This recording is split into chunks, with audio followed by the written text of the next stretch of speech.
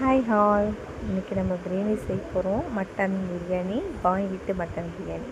பட்டை, லவங்கம், ஏலக்காய் இதெல்லாம் நம்ம அரைச்சி வச்சுக்கணும். அரைச்சி ஒரு ஸ்பைசஸாக வச்சுக்கோங்க. ஃபஸ்ட்டு ஒரு பேனில் எண்ணெய் ஊற்றிட்டு அது ஸ்பைசஸ்லாம் போட்டு ஆனியன் போட்டுருங்க. ஆனியன் நல்ல ப்ரௌனாக ஆன பிறகு இஞ்சி பூண்டை போடணும். இஞ்சி பூண்டு போட்டதும் நல்லா வேக விடுங்க. அதுக்கப்புறமா நீங்கள் தனி மிளகாய் தூள் அப்புறம் காஷ்மீர் மிளகாய் தூள் யூஸ் பண்ணிக்கோங்க. அதை போட்டு நல்லா ஒரு கிண்டி விட்டுக்கோங்க. அப்புறம் கொத்தமல்லி, புதினா, பச்சை மிளகாய் எல்லாத்தையும் போட்டு நல்லா ஒரு கிண்டி விட்டுட்டு தயிரும் போட்டுருங்க. அதுக்கப்புறம் தக்காளி லாஸ்ட்டாக தான் தக்காளி போடணும். அப்போ தான் அந்த டேஸ்ட் கொடுக்கும். அதுக்கப்புறம் கொஞ்சம் தண்ணி நான் 3 கிளாஸ் தண்ணி விட்டுருக்கேங்க. ஏன்னா 2 கிளாஸ் அரிசிக்கு 3 கிளாஸ் தண்ணி. பார்த்திங்கன்னா பிரியாணி ரெடி ஆகிடுச்சு.